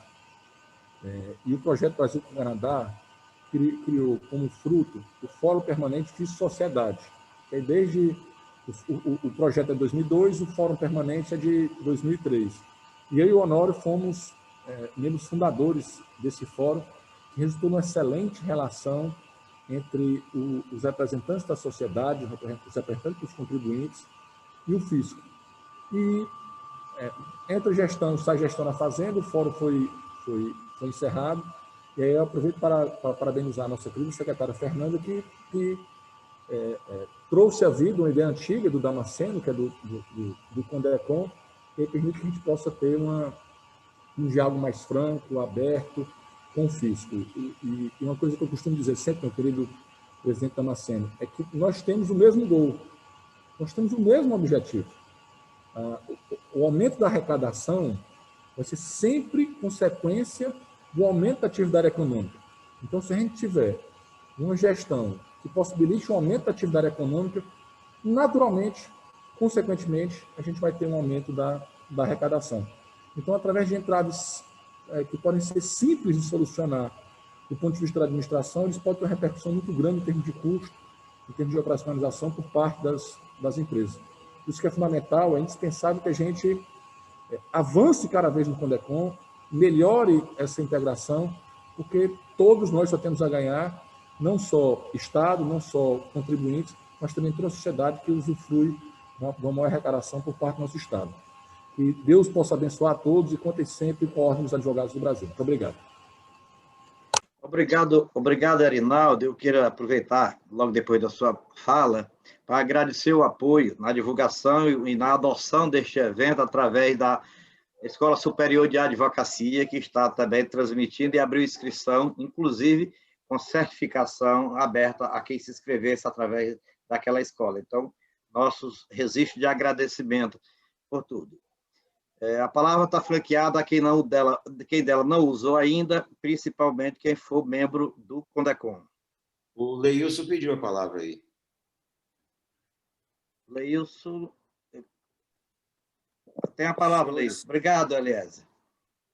Senhor presidente, senhores membros do Condecon, demais participantes desse seminário, eu, antes de mais nada, queria parabenizar essa iniciativa. Eu não sou muito frequente aqui nas reuniões do Condecon, dado que o conselheiro titular pela Associação dos Auditores Fiscais é o auditor Michel Gradivol. Então, eu estou aqui na condição de suplente, então venho poucas vezes. Mas, de qualquer forma, gostaria de parabenizar a todos, ver que realmente saiu do papel aquilo que foi objeto de muitas discussões ainda assim. Eu me lembro que eu participei da reunião na Assembleia Legislativa, representando a Fazenda, juntamente ao lado do nosso saudoso ex-secretário João Alfredo Montenegro, também de Sebastião, e eu me lembro do doutor Honório, presente lá numa sessão presidida pelo deputado Fernando Hugo, onde se discutia a ideia inicial de um projeto de lei. Lá chegamos à conclusão que não poderia ser feito daquela forma, adiantando-se um projeto, mas sim iniciativa do governo, e de lá para cá, todas as tratativas, né, de como deveria ser redigida aquele projeto de lei, saiu do papel, e agora, nessa última gestão da secretária Fernanda, verificamos que, efetivamente, deu-se concretude aquelas discussões que foi feita naquela longínqua sessão na Assembleia Legislativa. Portanto, eu só tenho que parabenizar a todos por essa ingente iniciativa. A minha palavra aqui é muito mais como conselheiro do contencioso administrativo tributário do que propriamente como representante aqui da Auditec, em razão de palavras colocadas pela Camille, que nos antecedeu em suas falas, no que diz respeito a esse novo digamos assim, novo patamar de, pelas palavras dela, defesa do contribuinte lá junto à Procuradoria-Geral do Estado, em débitos inscritos em dívida ativa. Então, é uma coisa ainda que, para mim, que sou membro lá do contencioso, ainda não ficou efetivamente claro como é que se dá primeiro, a iniciativa por parte dos advogados, contadores, dos próprios contribuintes. E segundo, isso no que diz respeito no aspecto prático. E segundo, quais os limites que a Procuradoria ela traz para poder dar ensejo a essa revisão, que eu faço um comparativo com uma ação rescisória do Poder Judiciário, se compara, melhor dizendo, a isso, ou seja, se mesmo o débito inscrito em dívida ativa, que tem a presunção de liquidez e certeza, ele pode ser objeto dessa revisão, quais são os critérios objetivos adotados pela Procuradoria-Geral do Estado no sentido de se fazer essa revisão, que me parece que seja algo novo no Brasil. Eu fiz parte de algumas entidades nacionais de fiscos, né, e eu, particularmente, não tenho notícia a respeito desse tipo de iniciativa que o Estado Ceará aqui tomou. Então, eu fico, como eu não tenho conhecimento, digo, até porque nunca vi um processo nesse sentido na Procuradoria, já que a gente milita no odioso, eu gostaria que a Camille nos desse mais clareza nesse sentido. Dizer, primeiro, os procedimentos, né, que os contribuintes devem fazer, e, em segundo, quais são os critérios objetivos que a Procuradoria do Estado faz para, primeiro, aceitar, conhecer, digamos assim, uma palavra mais técnica, desse recurso, se é que é recurso, dessa impugnação administrativa. Então, assim, me parece que, pelo menos para algumas pessoas que militam no contencioso ou na Secretaria da Fazenda, isso não está perfeitamente claro. Então, eu gostaria de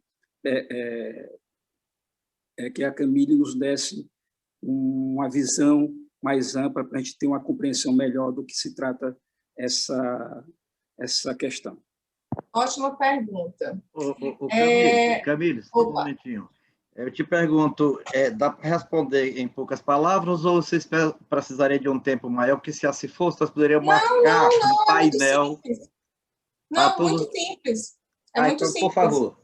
É muito simples. Por Só favor. falando aqui, gente, que eu estou em recuperação de Covid, eu estou já no finalzinho, depois de três baterias de exames, depois de tomografia. Então, eu estou aqui por uma questão até, quem passou por isso, por uma questão mental, sabe? Uma questão mental, logicamente, eu recebi meus exames hoje, depois de, enfim, mais de 10 dias de sofrimento, digamos, mais mental, né, de tantas notícias ruins. Então, como eu digo que está me fazendo muito bem estar em pé, não deitado, com o meu pulmão pressionado e tendo a sensação de que tem dias que os dias estão melhorando, então eu já estou no final. Covid realmente não é nada, digamos, fácil, é muito difícil e muito sério, tá? Segundo, o Leilson, na verdade, não é novidade, eu queria ter sido disruptiva, digamos assim, que a Procuradoria fosse disruptiva no pedido de revisão, mas a Procuradoria da Fazenda Nacional tem isso, desde 2019, se chama pedido de revisão de dívida inscrita. Inclusive, a Procuradoria do Estado ela se baseou na Procuradoria da Fazenda Nacional, que, como a gente sabe, se os contadores, advogados aí têm, digamos assim, têm um maior relacionamento com a União, sabe que a PFN é muito avançada, né, nesse relacionamento do Estado e contribuinte. Então, o pedido de revisão, na verdade, já existe desde 2019, junto à Procuradoria da Fazenda Nacional. O da PGE, alguns estados estão começando a investir, sim, a diferença é que não divulgam, e o nosso pedido de revisão, na verdade, sempre existiu. O que a gente fez foi divulgar e dar um acesso para todos, porque só sabia quem tinha sorte de saber. Hoje, não, a gente colocou lá no site. Em relação aos quesitos, está no site do Portal do Contribuinte. São requisitos objetivos, não se pretende que a Procuradoria seja uma terceira instância, jamais, nem poderia, não se assemelha, está muito distante de uma ação rescisória. A questão é que, quando você vem para a realidade e está dentro desse contexto de administração tributária, digamos, moderna, a gente vai saber que nem todos os pedidos que são inscritos em dívida ativa não possa ocorrer, por exemplo, uma prescrição, não possa existir um erro, a não ser que a gente pense que todo pedido que é escrito, toda dívida que vai escrita, por exemplo, não tenha lá um sócio minoritário que não era para estar lá, né? A não ser que a gente pense que a Procuradoria ela vai ter a obrigação de ajuizar uma execução fiscal sabendo que tem um sócio minoritário ali que não tem relação qualquer nenhuma com o fato gerador. E isso é um requisito objetivo. Eu tenho um fato gerador, eu quero saber quem é o sócio minoritário, porque eu não posso ali imputar. Isso é uma questão objetiva. Eu digo isso porque é um dos pedidos de revisão que a gente mais recebe. Sócios que têm 1%, tinha até contador. Contador. Então, a gente tenta resolver essas questões. É quase um saneamento. É quase um saneamento. Sabe por quê? Porque antes a gente achava que a administração era eficiente, só protestando e executando, sem olhar a dívida. Só executando, executando, executando. Como se isso fosse mais arrecadação. Mas, se você for estudar a realidade, tem débitos, por exemplo, autos de infração. Auto de infração é outra coisa. Auto de infração, se passou lá pelo CONAT, o Estado é único. Não existe o Estado CONAT, não existe o Estado Cefaz, não existe o Estado PGE. O Estado é um só. Inclusive, é uma coisa que eu sempre falo, tem que ter uniformidade de conduta de Cefaz, PGE e CONAT. É único. Não existe esse negócio da PGE sobressair a Cefaz. Não. É uma resposta única. Então, logicamente, quando tem auto de infração, o pedido de revisão é muito excepcional. Por quê? Porque o Estado já se manifestou antes, correto? Mas nem a dívida ativa, entenda, a dívida ativa, ela não é só, o que vem para a dívida ativa não é só auto de infração. É muito ICMS declarado e não pago. Muito IPVA. IPVA. Tem muito IPVA que vem escrito, já prescrito. Se não tem esse pedido de revisão, são várias execuções fiscais ajuizadas, abarrotando o Poder Judiciário, prejudicando o contribuinte, gastando o dinheiro do Estado, porque a gente não dá essa abertura, porque se a gente não tiver essa conduta resolutiva, peraí, ele está dizendo que está prescrito IPVA, e de fato está. Está no nosso código, está aqui no Código de Relacionamento Contribuinte. Se a administração verificar que está prescrito, ela tem que declarar prescrito. Está no código, né, Damasceno? Acho que está no código isso. Então, tem PVA, tem dívidas não tributárias. A dívida ativa, ela é constituída por dívidas não tributárias também. Então, são ICMS declarados não pagos, não é só auto de infração. Agora, no auto de infração, isso é muito excepcional. Vou lhe dizer o que é excepcional. Muito. Ainda se existia uma revelia de algo, digamos assim, que muitas... A ideia não é sobressair ali a competência do CONAT, porque não existe isso. O Estado é único. É uma só conduta. Não pode. A PGE tem um entendimento contrário ao CONAT, por exemplo, nem o CONFAS tem um entendimento contrário à PGE, né? Tem que ter uma coerência. Tem que ter uma coerência. Porque o contribuinte vai dizer, peraí, a Cefaz entende uma coisa, a PGE entende outra. Né? Então, isso faz parte de um bom relacionamento. Coerência, confiança tem a ver com coerência. Né? Então, assim, se você quiser saber os requisitos que são objetivos, não é uma revisão, não é uma terceira instância, os requisitos estão lá no portal do contribuinte, mas entenda que muita parte da dívida ativa são de débitos que não vêm não vem do CONAT, não vem de julgamento de primeira e segunda instância, e sim de débitos que foram declarados pelo próprio contribuinte.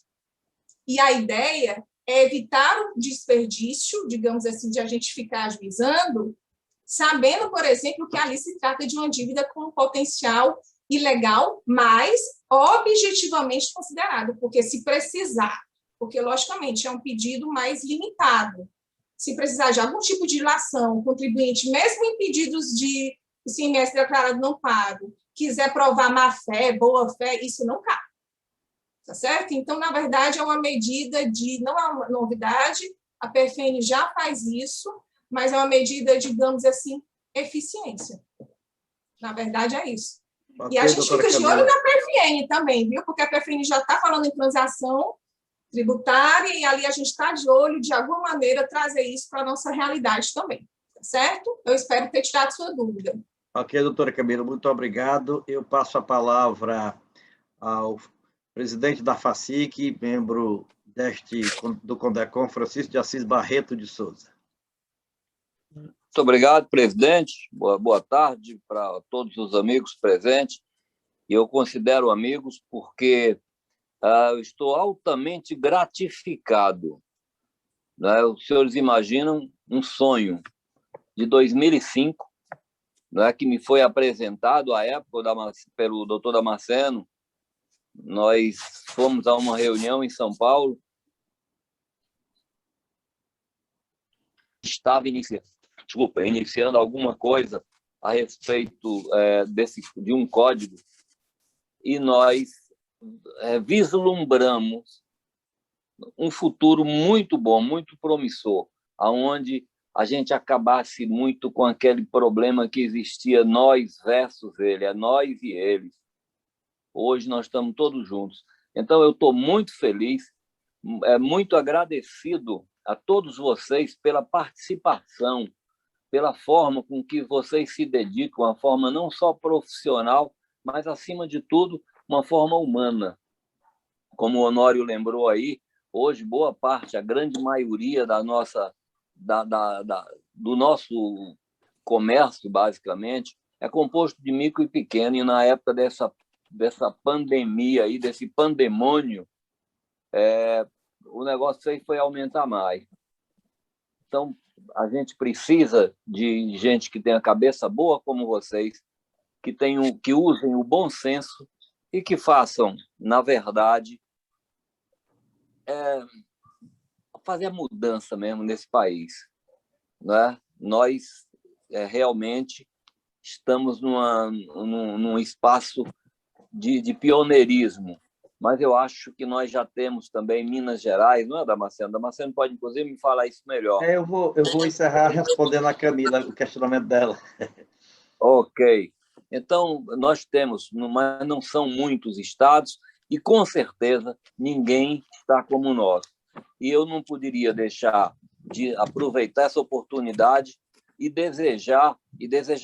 agradecer de todo o coração, né, com todo o respeito, a nossa secretária Pacobaíba, que a doutora Fernanda foi uma pessoa maravilhosa, né, uma pessoa que fez acontecer. Eu queria também, para encerrar, só agradecer a participação de alguns diretores da FACIC que estão nessa luta de há muito tempo. O João Porto Guimarães, por exemplo, que é da Associação Comercial. A associação não ficou, já foi explicado, mas o João está lá com a gente, o Aníbal Feijó está com a gente, o Zé Dias Vasconcelos, o César Roma, que está acidentado e está participando, né? O Damasceno está aí, está presidindo os trabalhos, o Raimundo Viana, o Paulo César, que é o meu filho, ele não estava desde o começo, ele estava por tabela, mas hoje ele assumiu uma das empresas e agora está mais junto. O Clóvis e o João Maia Júnior. Então, eu tenho só que agradecer a todos vocês e, mais uma vez, dizer que é gratificante, não é? A gente poder fazer um trabalho que fica marcado para sempre e graças a pessoas comprometidas e competentes como vocês que estão fazendo esse CONAT andar, esse CONDECOM andar. Muito obrigado. Marta. Muito obrigado a todos vocês. Hein? que tu falou? Digo, o CONAT é da Marta. Certo. Mas o CONAT também funciona bem. Tá, né? bom. Muito bom, muito obrigado e vamos à luta. Obrigado, Francisco Barreto. Amigos, nós prometemos que os eventos seriam sempre entre 15 horas e 17 horas. Então, daqui a 3 minutos nós encerraremos. Razão por quê? Eu vou pedir permissão a vocês, qualquer outro tema que nós tivermos, deixemos para o próximo encontro, e eu vou fazer aqui o encerramento respondendo a Camila sobre os CONDECONs que nós conhecemos pelo Brasil afora. O CONDECON de São Paulo, ele cresceu bastante, inclusive criou seccionais espalhados pelo interior do estado, lá tudo é dessa forma, porque tudo é grande, mas virou um órgão de comunicação. Ou seja, você não, embora seja um colegiado, ficou viciado e não tem essa agilidade que tem o nosso CONDECON. Então, você, se quer alguma coisa lá no CONDECON, eu vou ser orientado a se dirigir à Coordenadoria de Administração Tributária, a CAT. Então, tudo lá é através da CAT. Então, você não tem esse acesso que tem aqui. Você não chega ao secretário da Fazenda, você não chega nem ao coordenador da CAT. Então, ele não funciona plenamente. O de Minas Gerais e do Rio de Janeiro estão sem funcionar, parado há muito tempo. O outro que tiraram no Pará também não está funcionando. Aí ficou o do Paraná. O do Paraná tem um formato totalmente diferente desse nosso, que, embora seja paritário, ele não abre o espaço para o contribuinte da forma que o nosso abre. É tanto que o nosso, em virtude disso, ser diferente, ser o pioneiro em ter uma presidência alternada, né, entre contribuinte, e por isso que ele lutou tanto, para ser até um pouco mais diferente e dar uma feição diferente às ações do nosso CONDECON. Resumindo, o nosso é atuante, os demais existem. Tá bom, Camila? Obrigada, Damasceno. Muito bem. Às 16 horas e 59 minutos, pelo meu bate-relógio, eu agradeço a presença de todos vocês. Esperamos realmente que estejamos juntos. Já tem um calendário aí, mas nós vamos mandar. A sessão ordinária vai ser agora no mês de junho. Na sessão ordinária, Oliana, eu pediria que nós tivéssemos resposta a algumas dúvidas que ainda tem pendente. Eu vou reencaminhar novamente os ofícios dos pedidos dos contribuintes que estão pendentes, para a gente colocar na pauta. E vamos discutir isso com bem antecedência, para ver o formato que nós vamos levar avante. Agradeço a todos os diretores que compõem o CONDECON, a todos os membros efetivos, membros suplentes, e a todos que participaram. O meu cordial obrigado, e digo que a partir de amanhã essa gravação estará disponível no grupo do CONDECON e na ESA da OAB. Obrigado.